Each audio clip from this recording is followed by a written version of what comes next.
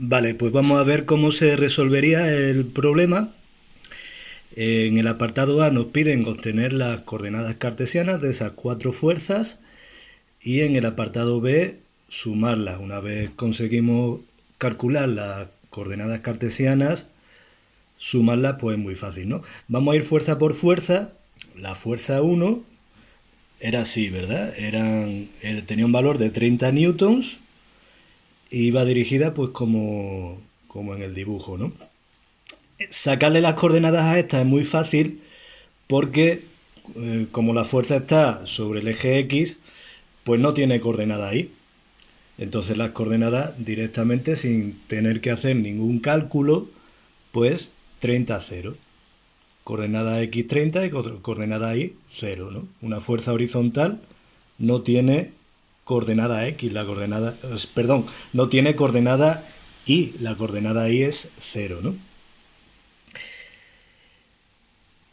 En la fuerza 2, 50 newtons, dirigida según el eje Y, pues igual, es muy fácil. Ahora lo que no tiene es coordenada X. Entonces la coordenada X es 0 y la fuerza vale 0,50.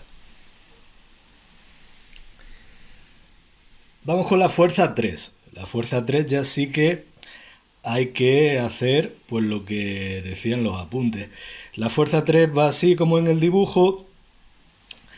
Forma un ángulo de 25 grados con el eje X y ahí pues hemos dibujado en rojo el triángulo rectángulo, este que necesitamos porque es al que le vamos a aplicar las relaciones trigonométricas, ¿verdad? Lo del seno y el coseno. Ahí vemos que esa fuerza pues tiene por coordenada X, Fx, que mide lo que la base de ese triángulo, ¿no? Y por coordenada Y, pues Fi, que mide lo que la altura de ese triángulo. Me vengo aquí, donde hemos sacado ese triángulo para que lo veáis más claro. La hipotenusa es 60, la hipotenusa son los 60 newtons de la fuerza. Y ahí tenéis Fx y Fi. Pues si nos acordamos un poco de lo que vimos en matemáticas de trigonometría, la coordenada X, ahí la llamo F3X, pues sería la hipotenusa por el coseno del ángulo. 60 por coseno de 25, 54,38. Le pongo newton porque sigue siendo una fuerza, ¿no? La coordenada Y, pues la hipotenusa por el seno y sale 25,36.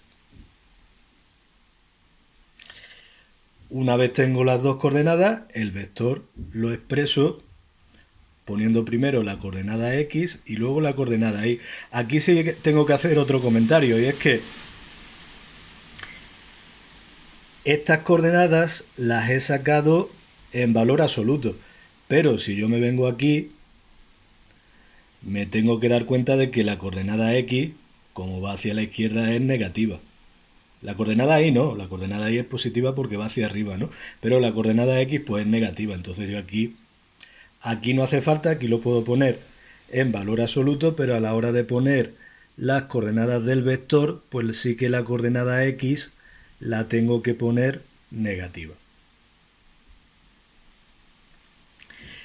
Y ya por último nos vamos a la F4, que valía 40 newtons y tenía la particularidad de que en lugar de darnos el ángulo con el eje X, me lo daba con el eje Y. Esto puede pasar perfectamente porque, bueno, en principio, si un físico mide una fuerza en un laboratorio, pues medirá el ángulo con respecto a un punto al que sea. Entonces, lo mismo me pueden dar el ángulo con el eje X que con el eje Y.